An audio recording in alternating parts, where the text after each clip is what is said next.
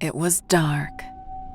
It was dark and cold, and the forest was somehow too big and too small at once. I tried to make myself invisible, tucked into the tattered ruins of the tent. Thick stripes had been split in the canvas.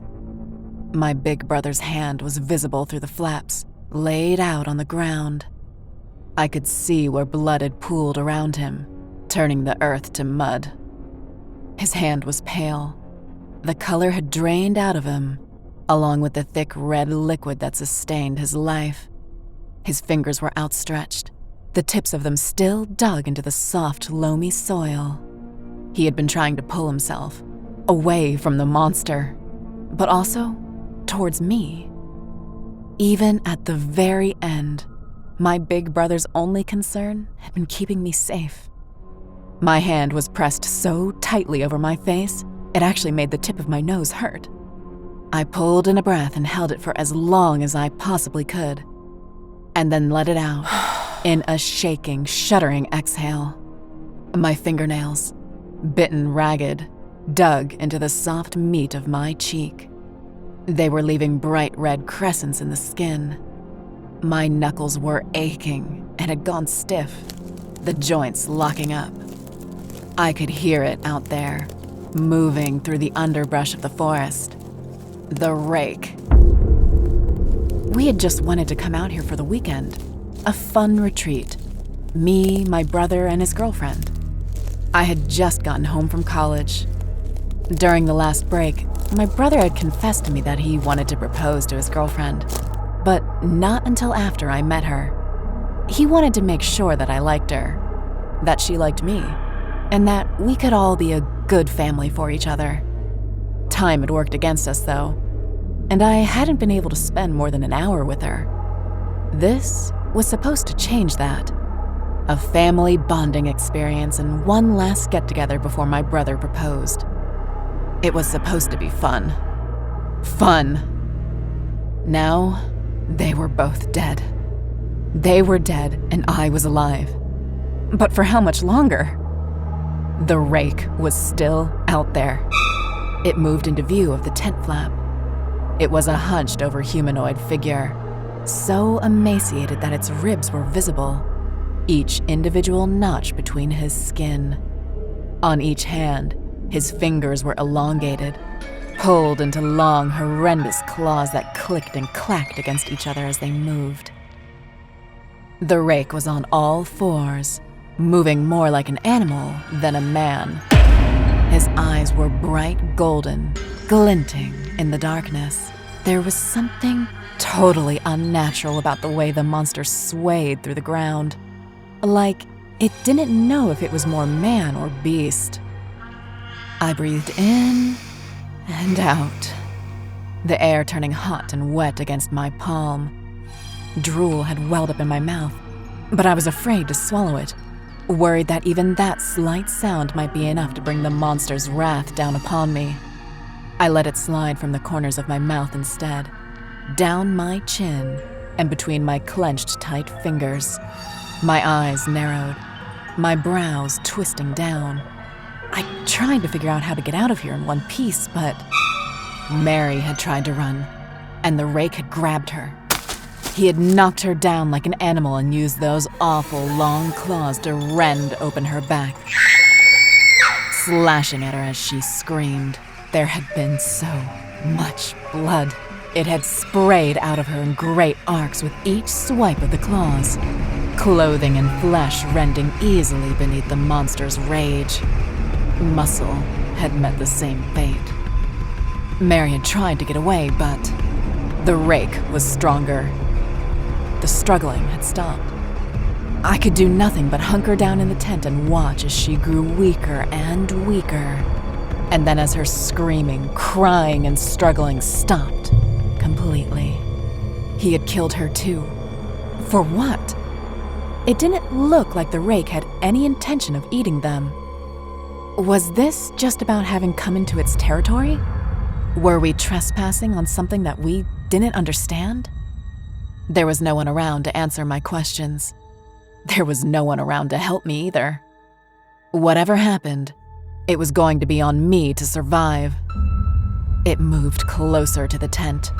The monster lifted up one hand. The tips of those long claws jabbed at my brother's forearm. The rake made a low clicking in the back of its throat, almost like an insect. It ducked its head down, out of my view, and I could hear it sniff at my brother's corpse. I screwed my eyes shut, trying to will it to go away. Leave. Just leave. My eyes were closed so tightly that they actually ached, burning and throbbing with the force that they were closed. Lights danced across the inside of my eyelids. My heart was thundering in my chest, and each frantic beat felt like it was that much closer to breaking through my sternum and out into reality. The lump in my throat was so large and so tight that it was actually physically painful. I could barely breathe past it. With my eyes still screwed shut, I listened to the sound of the monster's sniffing, to the way that it clicked and crooned at my brother, as though trying to figure out why the man had stopped moving. Was this just some sort of animal? How intelligent was it? I had no way of knowing. This thing might have looked like it was almost human, but I knew that there was no actual humanity inside of it. No morality, at least. No care for the lives that it was snuffing out.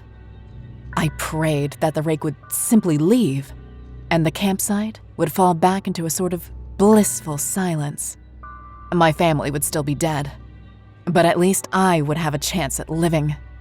And at the moment, the only thing I could do was focus on that. I was still alive, and I would very much like to stay that way at the end of this. Instead, when I finally dared to open my eyes again, it was to the sight of the rake staring into the tent at me. The monster had a mouth that seemed to distend lower than a human jaw, almost as though it had come unhinged. It was hanging open, filled up with needle-like teeth, like a lamprey's mouth. A long, dark blue tongue unfurled between its teeth and licked out at me. The very tip brushed against my knee, leaving a smear of hot, slimy saliva in its wake. Screaming, I jerked backwards, away from the monster. The tent bent slightly beneath my back, but there was nowhere for me to go. Nowhere for me to run and hide. All I could do was stare at this creature in horror, braced for the painful slash of its claws against my belly. But that slash never came. Instead, the monster tilted its head to the side and clicked at me. A low, churring sound. Then, it slowly retreated from the tent itself, backing up towards the forest. It didn't rise off of its front legs until it got all the way back to the tree line. Only then did the rake unfurl, standing up on its hind legs and revealing its full height. Taller than any mortal man should have been, with a face that would haunt me for the rest of my life. It dragged its claws over the ground, the tips of the nails churning up the soil and leaving strange, swirling tracks in the earth. Then it turned and it left, vanishing into the dark and leaving me alone, the only survivor of the campsite massacre. With a sob, I climbed out of the canvas tent. There was no need to check for a pulse on Mary or my brother. I could look at them and tell that they were both dead. I don't know how long it took me to get out of the forest and back down the trail to get help. But I do know this.